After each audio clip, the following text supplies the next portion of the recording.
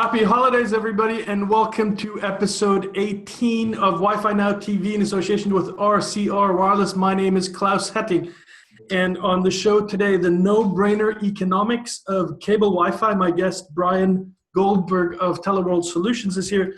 He's going to give us a mini business case workshop on the retention value of public Wi-Fi by cable operators. All that coming up in just a moment right after this message. Join us.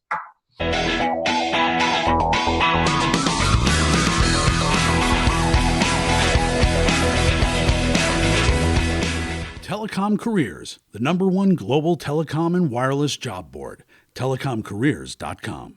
All right, welcome back, everybody, and a big happy holidays to all of you, wherever you are. I'm back in my studio today, and as you can see, and we're going to have Bryan Goldberg come on in just a moment to do the business case workshop.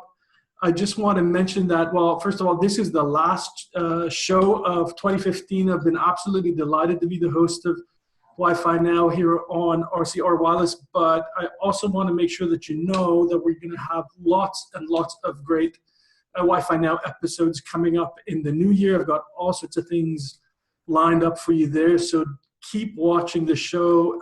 It's going to be great also in 2016. Now, a couple of announcements. First of all, if you want to know what's happening in the Wi-Fi industry in Europe, we've made all the presentations and videos from our 3-day conference in Amsterdam available for purchase and download. All you have to do is to go to wifinowevents.com/Europe and press the big blue button in the middle, and you can have a look at all of the material we've made available from that 3-day conference.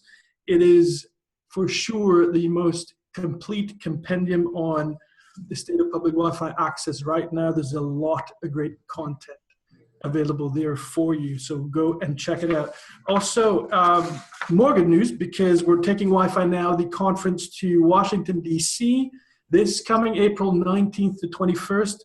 We haven't quite launched the website yet. That's coming up in about a week's time, but if you're interested in more information, drop me a line at klaus@wifinowevents.com.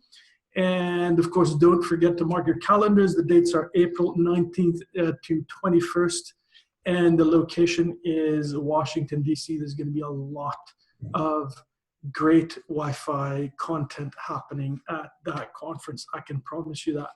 Now, on to our guest for today. I'm delighted to welcome Bryan Goldberg of TeleWorld Solutions. Now, Bryan, first of all, I'm delighted to have you on the show. Welcome.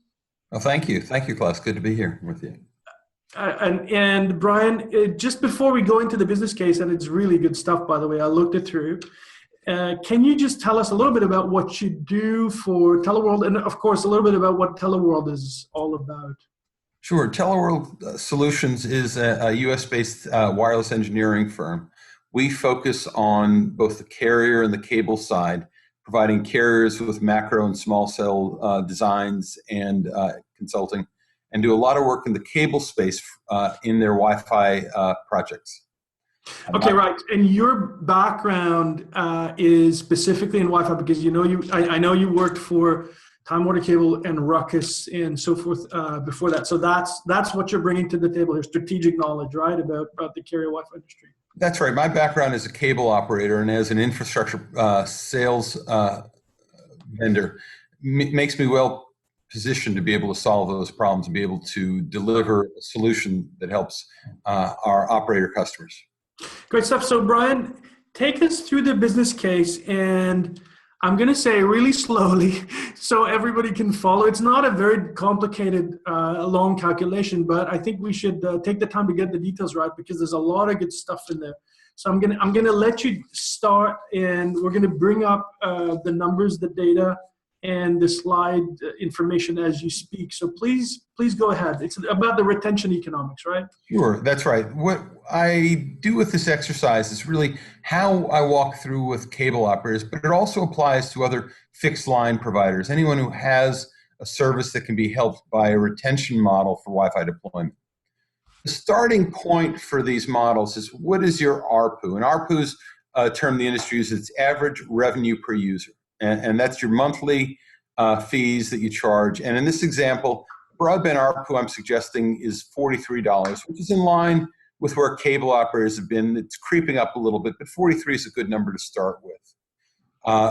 The interesting next number is the margin number. And the margin number looks very high, but the thing to remember is that when you're a wireline provider, you've sunk a lot into capital, and capital shows up in a place other than your operating margin. The margin is really about operating expense. Mm-hmm. When multiplying the ARPU times the margin, you end up with a net for your broadband service. This is really the money that you have to reinvest, to return to your shareholders. It can be thought of as profit, but I wouldn't want to suggest that it's all profit because, again, there's a capital burden that comes along with building these networks. Right. So we're excluding the CapEx, so to speak, when we're doing this. But that's, well, we just have to remember that's a part of the assumption of the model when we're going through this, right? It is, absolutely. I've had some folks see some of the blogs that I've posted, and one of the objections were, well, you can't build a network for, with on that 20%. And the answer is this is a model that assumes that you already have a network, and it's a sunk cost, so to speak. And that's really the thinking behind the capital approach. Well, right. And from my perspective as well, I mean, that's part of the reason why there's so much Wi-Fi out there is because you're adding wireless capability to a network, which is a sunk cost, right? So yes, that's part of the reason, right? So okay, exactly right. I'm with you so far. All right, good. Go ahead. Yes, please. So we have that $35 broadband net. And then the question is, how long do you get to keep that for? And a rule of thumb is that most fixed line operators are talking about churn in the 2 to 3% range. It's higher than that in some of the most competitive markets. It's lower than that in some that are fairly secure, but 2 to 3% is probably a safe number. When you take 2 or 3% churn, what it equates to is approximately a 36-month subscriber life. Mm-hmm. Multiply the 36 months times the 35, you get a broadband lifetime value, LTV, before adding Wi-Fi of, in this example, $1,250. That's mm-hmm. how much a single user is worth in a status quo situation. Mm-hmm. The next thing that happens, you say, all right, if that's what a customer is worth beforehand, what happens when you layer Wi-Fi? And Wi-Fi is intended to help with churn. And the numbers of how it impacts churn are all over the board. I've heard numbers in the high teens to into the 40s. 20% is generally a pretty safe number to take against that. Mm-hmm. So what we do is we take that 20%, we increase the subscriber lifetime value thereby from that $1,250 number to now a new $1,500 number. Mm-hmm. That becomes the new value of a single customer who, as they go from not using Wi-Fi to using Wi-Fi based on the churn effect of Wi-Fi.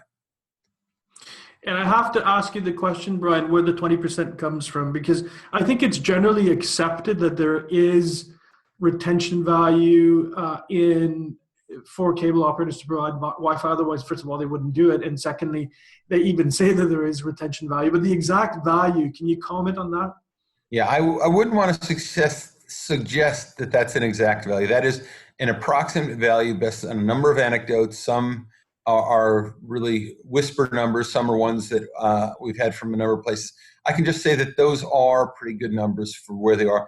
But the key thing to remember is that the reason these numbers are valuable is that the network operator is building the network in the right places. And we'll talk a little bit about that later in the modeling. Exactly, and you have some good points to illustrate that a little bit later, I know, so that's good. And if we then carry on in the model, you then calculate the value of Wi-Fi per user. Can you explain that to us? Sure. So by taking the $1,250 and the $1,500 we had before, we take the difference between those. Right. It's $250 per user. And that's the incremental value per Wi-Fi per user. All right, so Bryan, we're talking about now the value of Wi-Fi per user is then $250 per user based on the 20% retention improvement above the lifetime value, right? That's where we were. And just take us through how you get to the AP value creation per user, the next part of the calculation. Sure. The $250 is, again, the step up from the Wi-Fi traffic. that's Mhm. attributable to one user. And the question then becomes, how do you use that money then to pay for the APs? And the answer comes from how many APs does a user visit. And the range is wide. You can have some that use hundreds and others that use a single one. And a good median case is about 10. The idea being that the average customer, the average doesn't really travel all over the world. They're going to their coffee shops, they're going to their car repair places. And that 10 is a pretty safe number for what they tend to visit.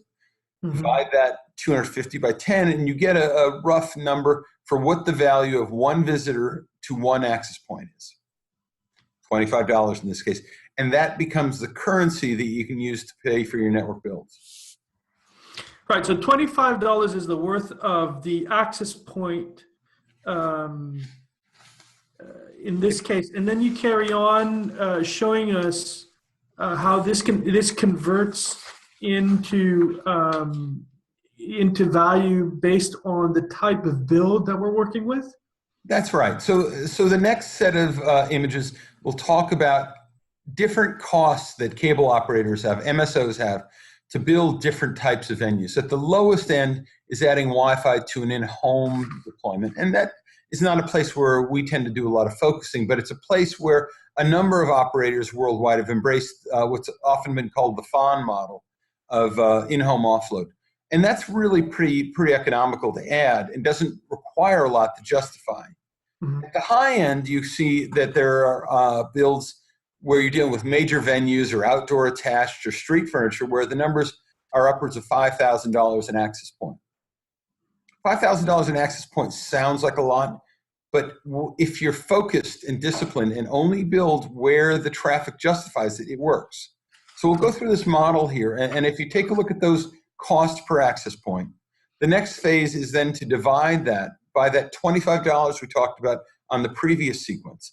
And that $25 becomes then the currency that you use to divide the larger number to get a number of users that are used to justify that sort of a location. So 375 unique users will justify an outdoor attachment, and a small business can be justified with as few as 10 unique users. Yeah, and then I have to ask you this question: that when you're talking about unique users over a period of what time is then the question that springs to mind?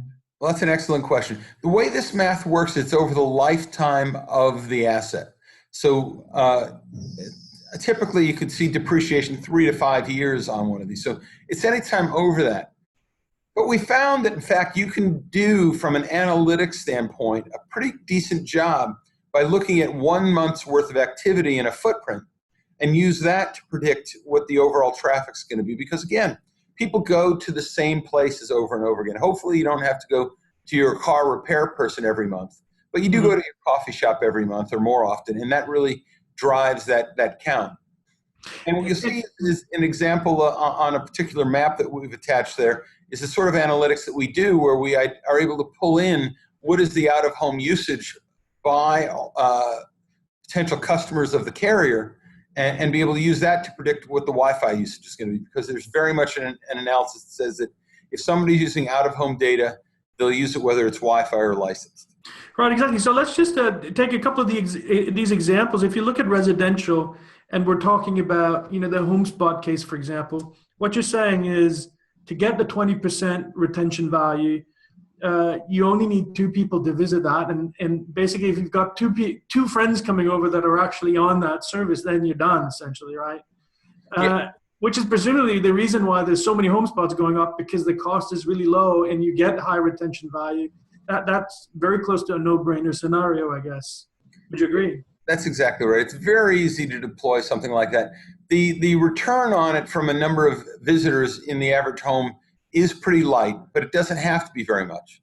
The other thing that obviously operators love about it is they can go and talk about how many millions of hotspots they have.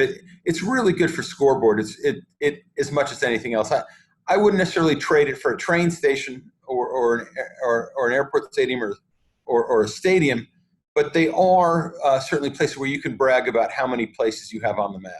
Well, I totally agree with that. And we have a number of scoreboards like that running around the industry. And I also like putting those scoreboards up because they're such big, dramatic numbers. But I have to say, and I just want to share this little story.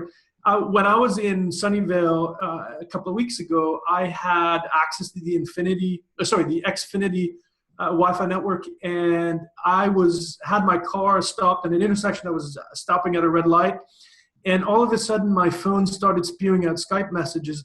And what had actually happened was that my device had hooked up to a residential home spot, presumably the home that I was parked next to at that intersection, and had actually hooked up to that. I've never had that experience before. I thought that was really interesting. And the other thing, this is more anecdotal. I know that in parts of Southern California, for example, in residential areas, there are so many home spots that you can actually walk through a residential area and stay connected on your home spot network, so to speak, from your broadband cable provider, nearly on, as a contiguous coverage kind of scenario. So, I mean, these things do, respectably work quite well still. Yeah, I think they absolutely do. And I think that a lot of it has to do with what the demographics are, what the footprint is, and how that describes it. It's very much in favor in the urban areas, in the big cities. In the more sprawling American cities, it's still a work in progress to figure out how valuable that is.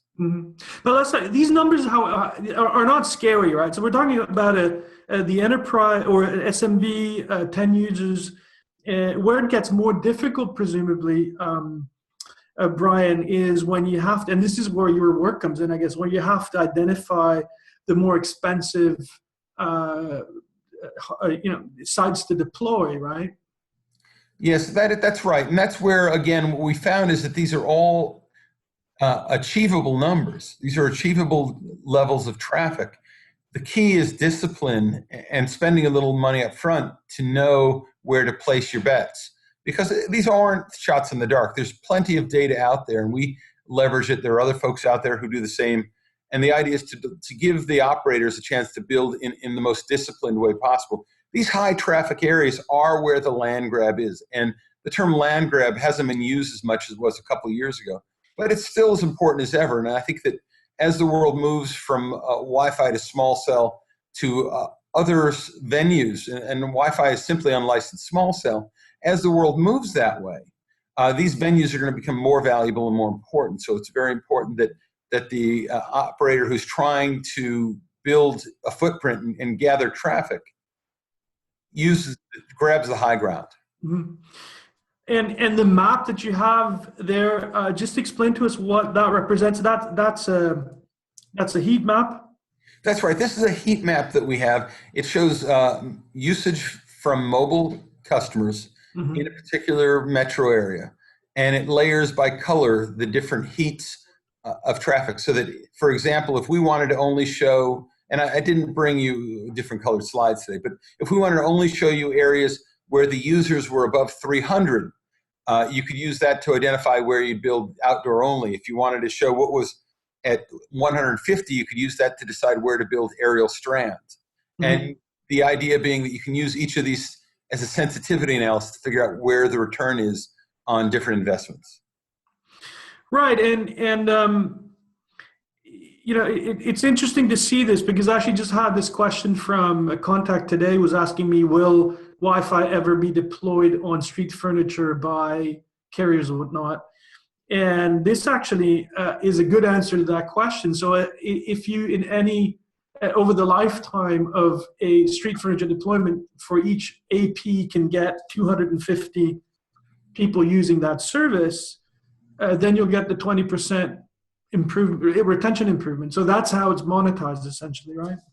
That's right. And this particular approach, which is to prioritize based on traffic, works not only for retention models, but it'll work for a WISP model. It'll work for an offload model. The idea that you build where the traffic is heaviest, it's very obvious, but it's sometimes helpful just to break that down into, well, how much is enough? Yeah, absolutely. Bryan, I want to ask you, if you get more than this number of unique users, would you then get a higher retention value? Is that how the model works? I think these are the numbers needed to break even.